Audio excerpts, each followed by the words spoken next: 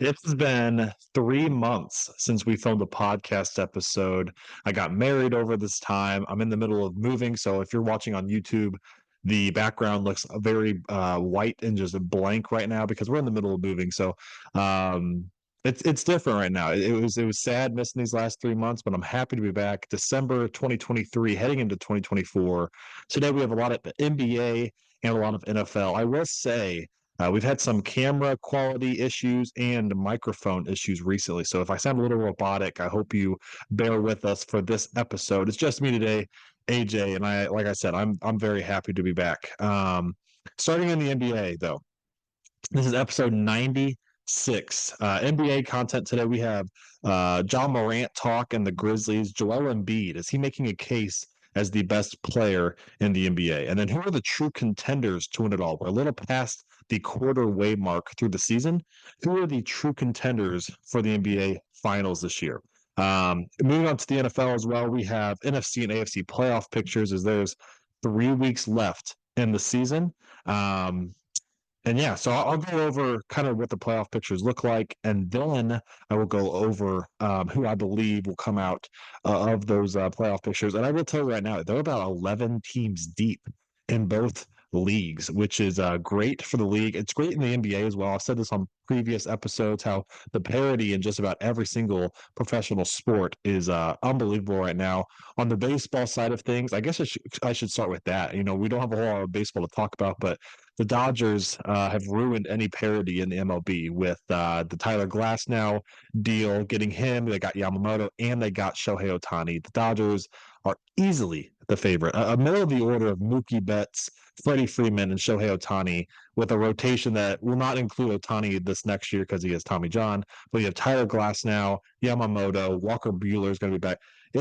Bobby Miller was a rookie last year that kind of popped on the scene. So the Dodgers are without a doubt the favorites in the MLB, and unless some injuries happen, I don't see a world where they don't win it all, which is absolutely awful because I think there's about 29 teams that will just be watching the Dodgers dominate next year. But keeping it with the NBA and NFL today, what I was saying with the NFL is both leagues about 11 teams deep, and I mean, you can make a case for all the way down to the 11th team, but they could make a playoff push. But we'll get to that in a little bit. Let's start in the NBA. Ja Morant, 25-game suspension to begin the season, as most of all of us know. He returns with a bang the other night against the New Orleans Pelicans. He dropped 34, 8, and 6. Game-winning layup at the buzzer there. His patented get into the lane, spin, floater. He looked extremely explosive last night against the Pacers. He was great then as well. My biggest question with Ja Morant's return is not how good he'll be. Is it too late for the Memphis Grizzlies? Now, without Ja Morant, and along with some other injuries, Steven Adams has been out and some others. Desmond Bane has been hooping, but this team has not been good. They were 6-18 without Ja Morant, and now they were 8-18 after these last two nights. A win against the Pelicans, as I mentioned, and a win against the Pacers. Is it too late for the Grizzlies to make a push in the playoffs? They had a tremendous season last year. I think, in my opinion, exceeded expectations. I think we expected them to continue to develop last year, but they passed expectations and made a good playoff run facing the Lakers. And, obviously losing in that matchup. But is it too late for the Memphis Grizzlies? I don't think. They can get it done. In my opinion, I think it is a little bit too late. And my reason for that, I know there's 60 games left in the season, a little less than 60 games.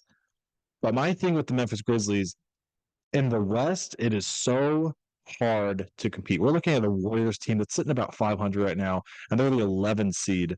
They're going to have to make up some ground. I expect the Lakers to improve. They're the 10 seed right now.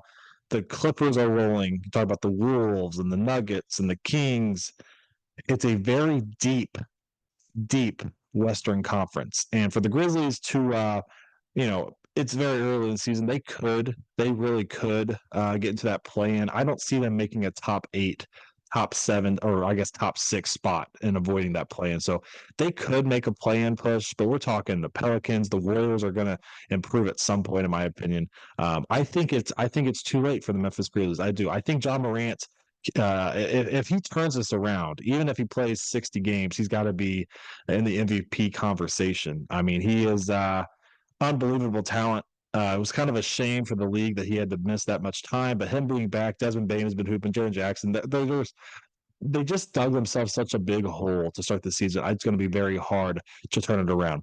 Joel Embiid in the Eastern Conference has been an absolute monster. Coming off an MVP season last year, how is he going to respond with his performances this year and kind of bounce off of that? Was he going to regress at all? Which you would think he would after absolutely having a tremendous season last year. He has improved this year. And the one reason, in my opinion, he has really improved. Obviously, he's averaging 35 points a game with his 10 rebounds and great defense. But what has stood out to me is his playmaking ability. He's averaging over 6 assists per game this year. With a roster that trading James Harden, I think was a decent move, but they didn't get a whole lot back. Like Tyrese Maxey has taken a huge jump this year. He's in the most improved player conversation with Tyrese Halliburton, and potentially Scotty Barnes as well. But Scotty has not taken the greatest, as good a jump as Halliburton and Maxey have had. But along with that, I mean, Tobias Harris has been solid, but they don't have a whole lot of scoring around him. So Embiid has been taking on him, and it's not the prettiest basketball. We know that. 18 to 20 free throws a game, it feels like. It's more like 12 to 14. But the other night was an unbelievable performance against a Timberwolves team, which is first in the Western Conference. They are the best defensive basketball. Rudy Gobert, as much as people want to hate on him, he is quite possibly the defensive player of the year at the season ended right now. And Joel Embiid put a 51-point performance on them. And that just proved to me, not only is he making a case right now to be the MVP again this season, is Joel Embiid the best player in the world? Now, I still believe he is probably third. I still would give the nod to Jokic and Giannis, but he is making a case why is he not the best player in the world? I think with Embiid, the biggest thing is we need to see him perform in the playoffs. We saw Jokic did it last year, and we've seen Giannis do it these past couple of years. Giannis had that point too, where he was the best player in the world conversation, but he didn't get it done in the playoffs, and then he finally got over that hump in 2021 against the Phoenix Suns. So I don't know. I think I need to see Embiid obviously perform in the playoffs. Now, I'm not a big guy when it comes to, I'm not big on the whole idea of one guy carrying you to a championship. I don't think that exists nowadays in basketball. Well, like I was saying at the beginning with the parity in the league, I don't think that idea exists. Every team that is a contender has 2+ superstars that can get it done. And speaking of contenders, let's get to my contenders to win it all in the NBA as of right now. And I have seven teams that I believe have a legitimate shot of winning it all. And this is also not so much right now, but what I predict to happen as the season plays out. So let's start in the Eastern Conference. I have 3 contenders for the NBA Finals this year from the Eastern Conference. I have the Boston Celtics, which is, in my opinion, I know the Wolves have been great in the West. The Celtics are the best team in basketball right now. And if I'm being honest, I don't see a world where they don't. If they're healthy, fully healthy, I don't see why they would not make the NBA Finals out of the Eastern Conference. They are loaded.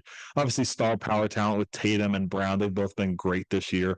Porzingis has been great for them in that starting lineup. And then Derek White, who I think is their version of what the Nuggets had last year in Bruce Brown. I think he's an even improved Bruce Brown.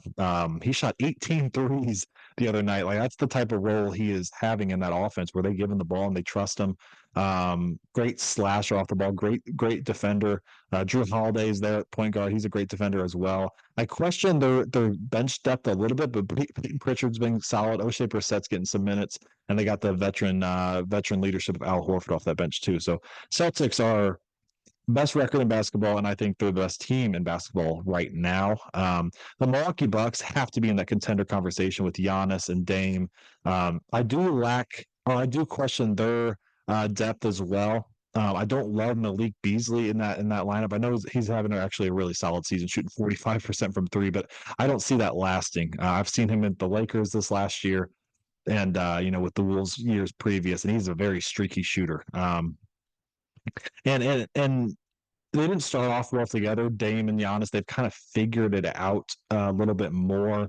I still question closer wise. I know it's obviously Dame, and I know this sounds like a crazy question to question the closer when you have Damian Lillard on your team, but Chris Middleton's getting 13 points per game, and I've seen a few games this year now where they've kind of teams have closed off and kind of put a lot of effort towards Giannis and Dame, and have left Chris Middleton as the guy to close games, and he's not having a great year. Brook Lopez is obviously still there, but with this all being said, they are contenders to win it all. When you have Dame and when you have Giannis, and we have guys like Middleton, even though I just kind of dogged on him a little bit, Middleton and Brook Lopez have shown up, especially in 2021 when they won it all. Now, I do believe Drew Holiday was a huge, huge piece in that, and I do question defensively.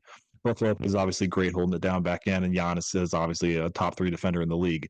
But can Dame keep up with some of these amazing guards in the East and West? It's still to be seen. And my third team in the East, to be, in my opinion, a contender to win it all is the Philadelphia 76ers. Now, I would just brag about how Joel Embiid is making a case as the best player in the world. Not saying that he is. He's third, in my opinion.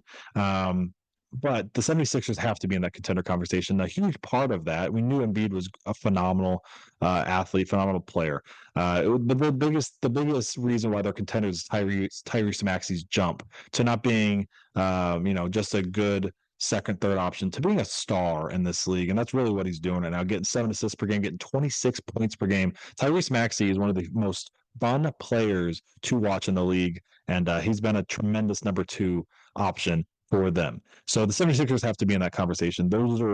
Each of those 3 teams have 2 superstars, like I said, to carry them. Moving on to the rest, the Denver Nuggets haven't had the tremendous season like we expected them to be, but they're contenders.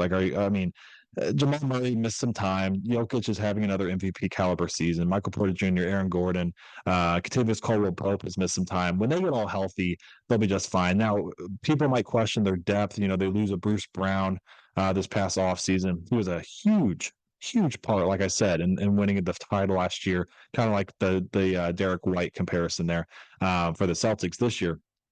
But they've gotten these young guys off the bench. Julian Strawther out of Gonzaga, he has been a really good addition out of this draft as a rookie. And Christian Brown has also leaped into a more prominent role, and he's been solid for them off the bench. So the Nuggets are obviously in that conversation to win it all.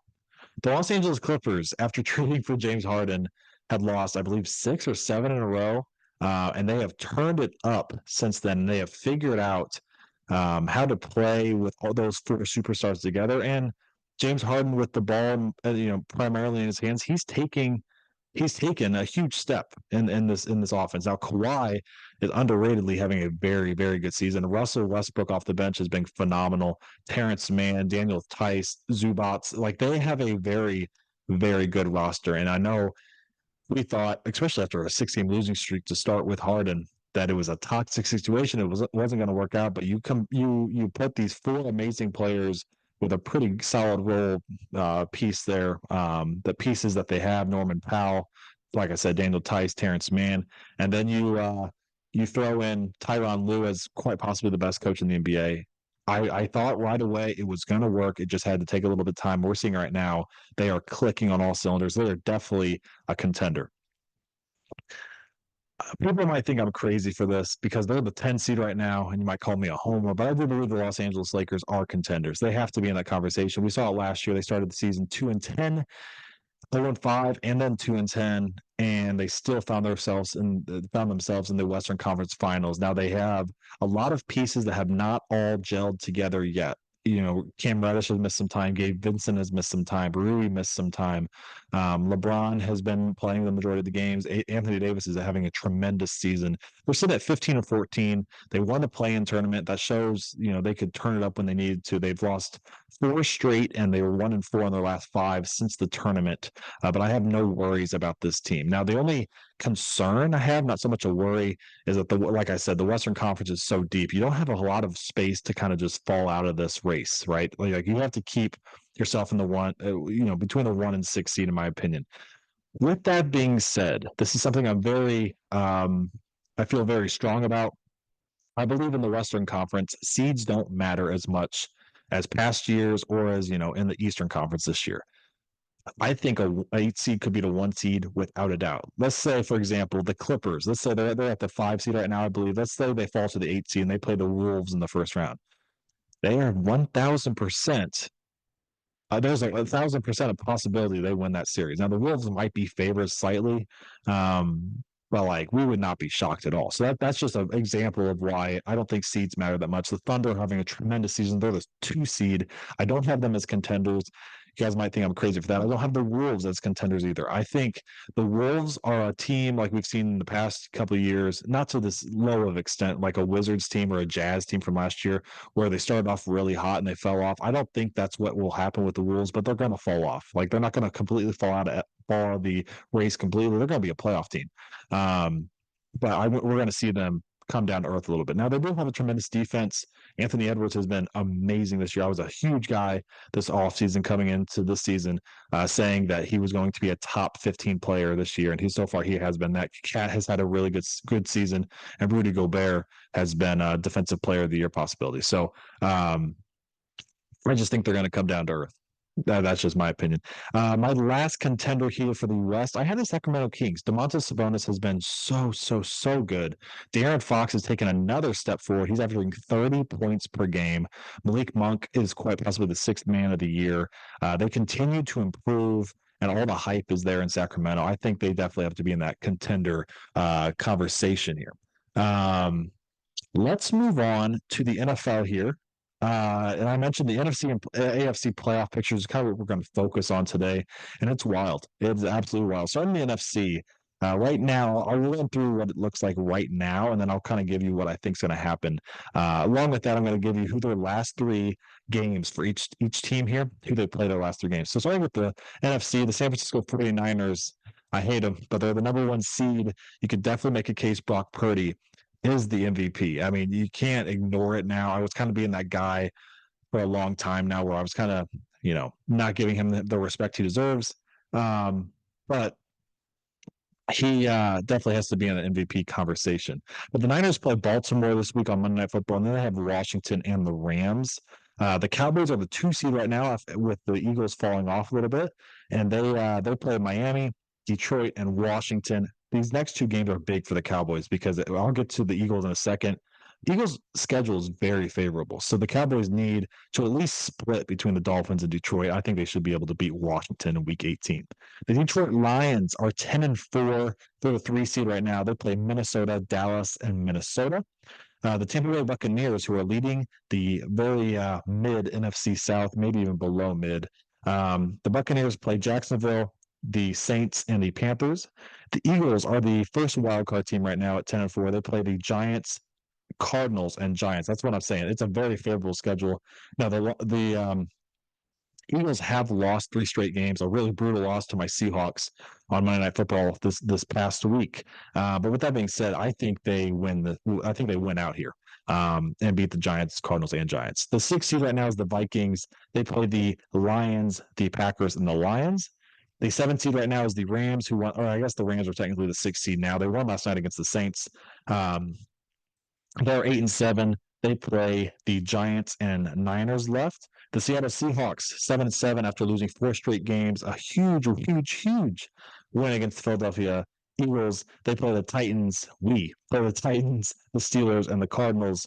The Saints, after losing last night, they're 7-8. They play the Tampa Bay Buccaneers, a huge divisional matchup there, quite possibly to win the division, and the Atlanta Falcons. The Falcons are the 10 seed. They're 6-8. They play the Colts, the Bears, and the Saints left. And then the 11 seed, which is kind of a wild card to me because they're 6-8 and they've not played well these last couple of weeks, but they have a very favorable schedule coming up. The Green Bay Packers play the Panthers, the Minnesota Vikings, and the Chicago Bears. So with those 11 teams being listed, I'll give you the 7 that I believe make it out of this. So I believe the Niners will keep the 1 seed and win the NFC West. I believe the Dallas Cowboys will fall out of that 2 spot, and I think the Philadelphia Eagles will become the 2 seed here. I really do. I think they win out, even though they haven't looked good these past 3 weeks, have not clicked. Giants, Cardinals, Giants is a very favorable schedule. So I have the Eagles getting the 2 seed. I have the Lions as a 3 seed. Pretty favorable schedule with Minnesota, who obviously is having a quarterback situation right now. Dallas is really good, but then Minnesota again. So I have the Detroit Lions getting the 3 seed. I think the Tampa Bay Buccaneers win the NFC South. Saints really needed to win last night. Tampa Bay already beat New Orleans in New Orleans. Week 17 will be in Tampa. I think Tampa gets it done. I think they'll lose this week to Jacksonville, but I think they beat Carolina and the Saints. The 5 seed, I think the Dallas Cowboys will fall to this 5 spot just because their schedule is tougher than what the Eagles have. Now they have Miami, Detroit, and Washington. And after getting blown out by the Bills, I think they're going to fall to this first wild card spot. Sixth wild card spot, or the second wild card spot, the sixth overall seed. I think after winning last night, I think the LA Rams get this spot. They have the Giants and the Niners. I think they will end up beating the Giants and losing to the Niners. I think they end up 9-8 and getting that spot. And I think my Seattle Seahawks. Actually, I think it's going to be reversed. I think the Rams will get the 7th spot. I think my Seahawks will get the 7th or the 6th spot, the second wild card, because my Seahawks have the Titans, Steelers, Cardinals. I think we went out just like I think the Eagles went out. So who misses the playoffs here? The Minnesota Vikings missed the playoffs, in my opinion. The New Orleans Saints missed the playoffs. The Atlanta Falcons. And then I mentioned my wild card here is the Green Bay Packers. The Packers could blow up this whole thing if they went out. Again, very favorable schedule with the Panthers, Vikings, and Bears. Moving on to the AFC playoff picture. Right now, the Ravens are the 1 seed at 11-3. They have the Niners, Dolphins, and Steelers left. The Miami Dolphins are the 2 seed at 10-4. They have the Dallas Cowboys, Baltimore Ravens, and Buffalo Bills left. I'll get to the Bills in a second. They have been rolling. The number 3 seed right now is the Kansas City Chiefs. They are 9-5. They have the Raiders, Bengals, and Chargers left. The Jaguars are the 4 seed right now at 8-6. They have the Buccaneers, Panthers, and Titans left. The Browns are the 5 seed right now. They have the Texans, Jets, and Bengals left. The Bengals are the 6 seed at 8-6. They have the Steelers, Chiefs, and Browns left. The Colts are 8-6 as the 7 seed. They have the Falcons, Raiders, and Texans left. The Texans at 8-6 have the Browns, Titans, and Colts left. The Bills at 8-6, also as the 9 seed right now, have the Chargers, Patriots, and Dolphins left.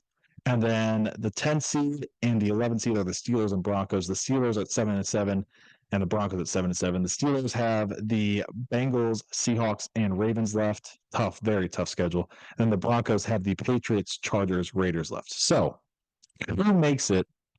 Which 7 teams make it out of these 11 teams that I listed? I think the Ravens keep the 1 seed.